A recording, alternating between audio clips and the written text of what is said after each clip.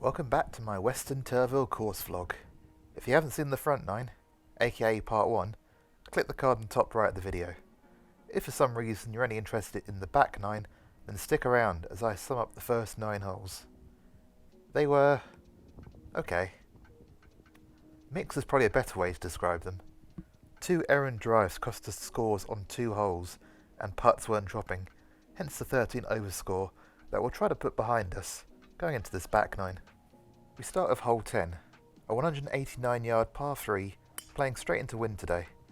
There's a bunker short right that I started the ball at, in the hope it would turn over to the left, like so many shots on this day.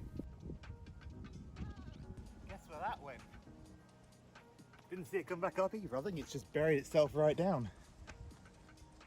Great strike. It's plugged all right. Hopefully this is a good angle for you to see it, should it come out. I should have filmed this, but not only was the ball plugged, there was a mound of sand behind it, making it near impossible to get to. So imagine my surprise when the ball came flying out the bunker and stopped on the green.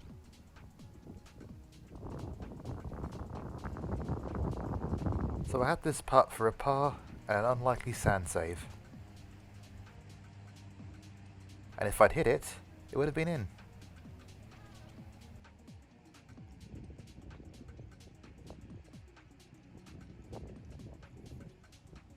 It's a good bogey, all things considered. I've really got to stop saying that. It's a good bogey considering I was plugged in the bunker with my tee shot. The 11th hole was the second and unfortunately last par 5 of the round. It's not the longest par 5 at just over 500 yards, but into this wind I need a good drive to make it a 3-shotter.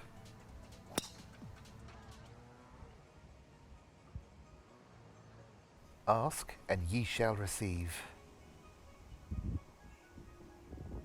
Best drive of the day so far, and it's straight to the wind. So my game right now feels really lazy and kind of scary. Like I take the club back and I have no idea what's actually happening behind me. I haven't actually played on the golf course for a month. The last time I actually played was when I did the Wheat Hampstead course vlog. So that's the last time I actually played a round. I've been practicing, been on the range, been on the putting green. It'd be nice if the practice actually showed. That'd be great.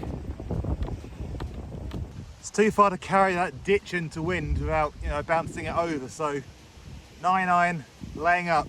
That's the plan. I hope this works. It's amazing the impact a tiny stream or ditch can have in your game. I may have been able to carry the ditch, heck, I could have bounced over it, but the fact it's there, coupled with the wind in my face, led to my decision of laying up short of it. That'll do. Well, at least that's what I thought. Look at you, you've gone and fallen over.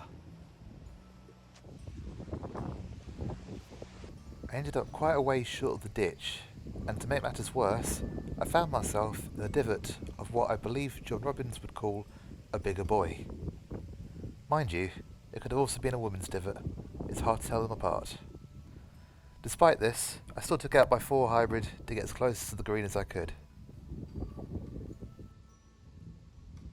Mission accomplished? I've got the top over the water, quite like it. The ball was buried in the pitch mark then, so I had to try and dig it out of that. So, considering I had water in front of me too, I'd say I did a reasonably good job getting over that, and I could still maybe get up and down for a par, you never know. Maybe my game was suddenly a bit. From just 67 yards out, I decided to hit my gap wedge out of the first cut, in the hope that it would get on and hold the green. Would have helped if it had got there.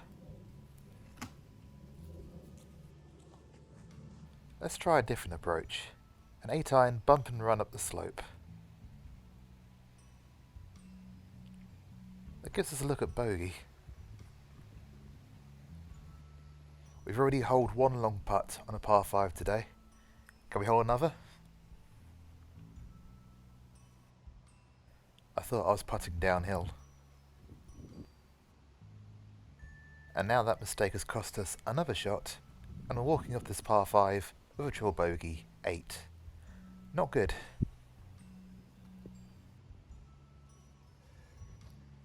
Against my better judgment, I'm going driver here. Just got to keep it on the right hand side, should be fine. Left is out of bounds on the 12th.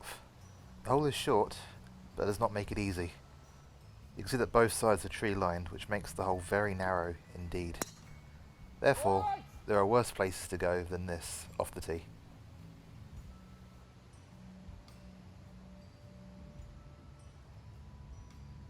On the first, down the right hand side.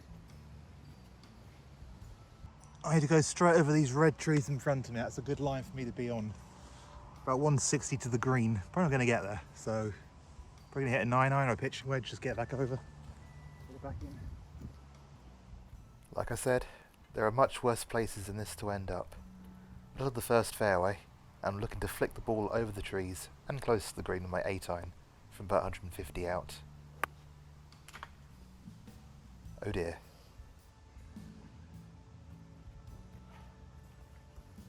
My lack of a golf shot on the previous swish now means I have to punt the ball back onto the 12th hole before going for the green. Nice shot!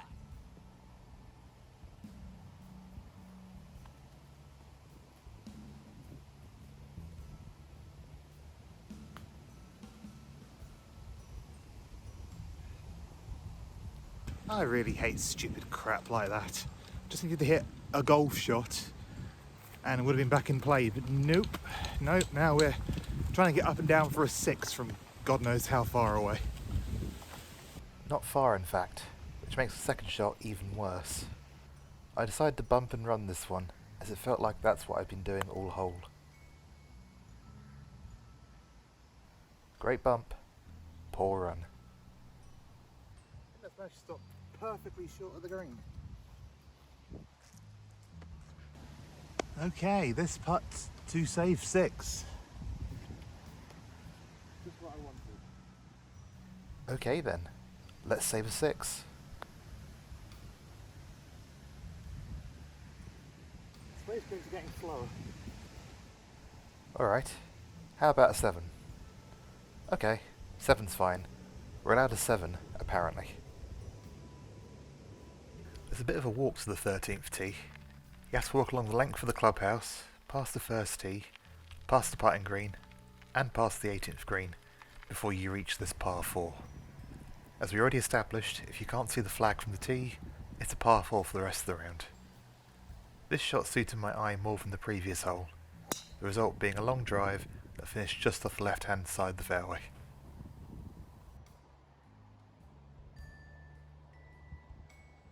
Here we go.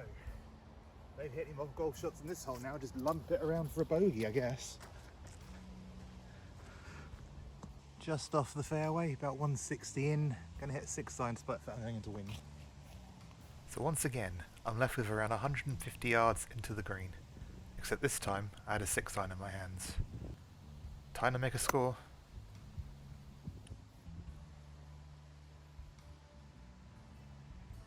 Time to hit the beach. Again. Yeah, it's amazing. I've lipped out of so many holes. Not so much today, but in previous videos. Just in general, lipped out so many holes, and yet when it comes to a bunker, nope, can't lip out of that. Goes around it, straight back into it. That's golf for you, isn't it? That's golf. I might have done better if my ball was buried in the sand. No idea where that was. Well, it's going to be a great 5 now. Something I was not thinking at this point. Just hitting a pitching wedge forward. And again. And again. And again. I didn't feel like grabbing my putter when I could just as easily 2-putt with my wedge. Also, there was a group catching up to me, and my antics wasted enough time already. The tee shot on 14 needs to go left of this tree. Not a problem when you keep turning the ball left without trying. The crowd waits in anticipation, and not because you have to walk in front of this tee to get to the 18th. Oh no! Look how straight that's gone. That's why you can't rely on your natural shot shape. Let's get these guys out of the way, and then overcompensate on our third provisional shot of the day.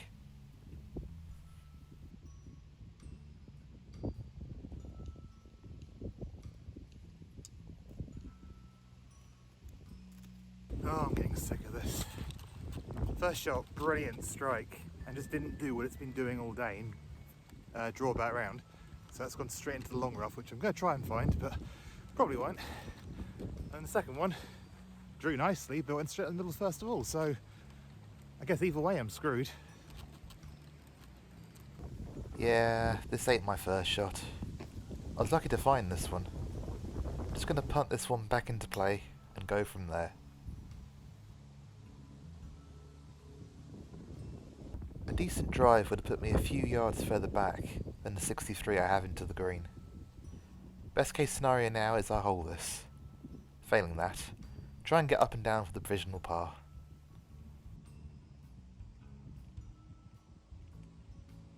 That's not a bad start. I'm left with about 8 feet for my 6. The stats say I'd be lucky to hole more than 50% of these. I hate stats. After all that, provisional par. Okay, you could say that the last hole. Let's see if we can do something here, shall we? Use that momentum that we might have now. 4 hybrid. At that close, you probably can't see. I might put a marker or something. Probably can't hear me now. Just about. This is actually quite a short hole in a straight line, but you can't do that because of the trees and other holes that are in the way. I push this one out to the right, making it an even longer approach to the green on this dog-legged left hole. That's nowhere near the marker, but at least it's in play. Okay, so we still have most of the yards left to this green, and I still have the 4 hybrid in my hands to finish off the job it started. This was a great shot, right out the middle and heading for the middle of the green. Unfortunately, Nowhere near the green. Okay, need to make a par from here. a bit of an exaggeration saying it's nowhere near the green, but given how the last few holes have gone, I could have done some regulation golf. Also, need is a strong word for this situation. I need to breathe, but I want to make a par. Another good approach here. Got a chance, come on. Can I finally get back on the par train?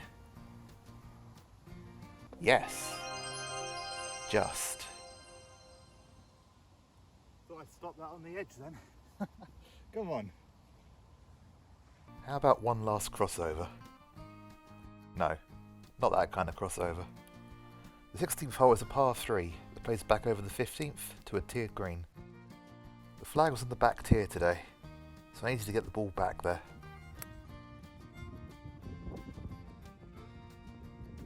Naturally, I took a club less than I needed.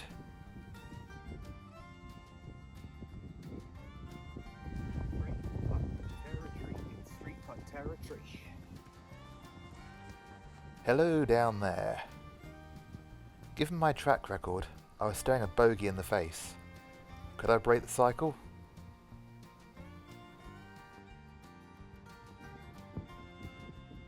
I thought that was in. At the time, obviously I knew that was going to happen, barring a glitch in the matrix. The easiest of pars, in the end. What a two putt. Almost a birdie as well, come on. 17th hole started off like this. Go home, tripod. You're drunk. Once I'd fixed the technical problems, I was faced with a reasonably short par 4. The only issue, as you may have noticed when the camera and tripod went down, is that I'm hitting into the teeth of the wind.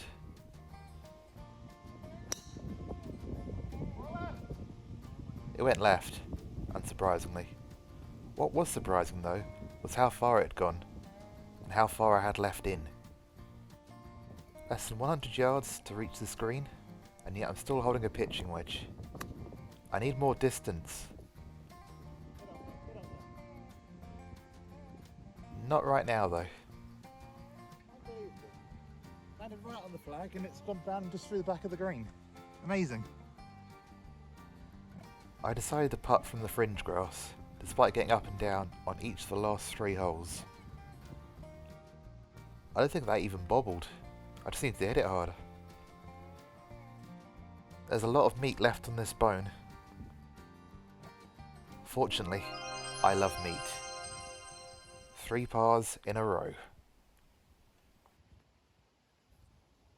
And so the end is near. But before we face our final curtain, we have to traverse one last par 4.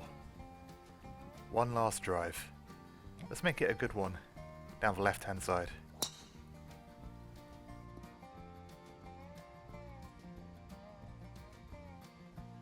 Well, I've had worse. Right, so on the left hand side.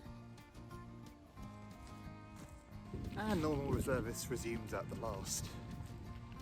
That was a close one, wasn't it? I was starting to look a bit pro-y then, wasn't I?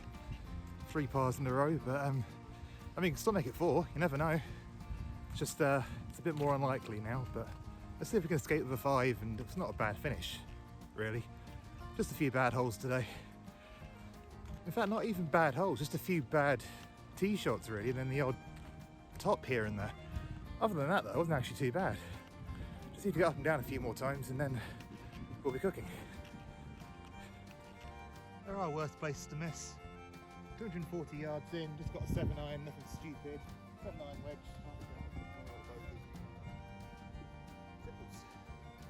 Exactly. The green can't be reached in 2, so the best thing I can do is position myself to hit the green with my 3rd shot.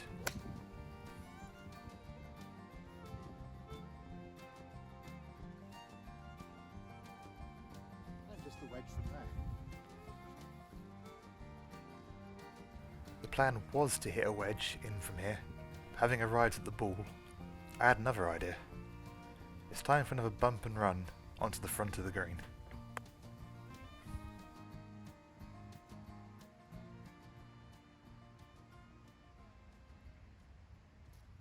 I will take that because it could have gone short, it could have gone long. It's on the right tier. Alright, come on. One last good putt. One last good putt. This is to finish the round with 4 pars in a row.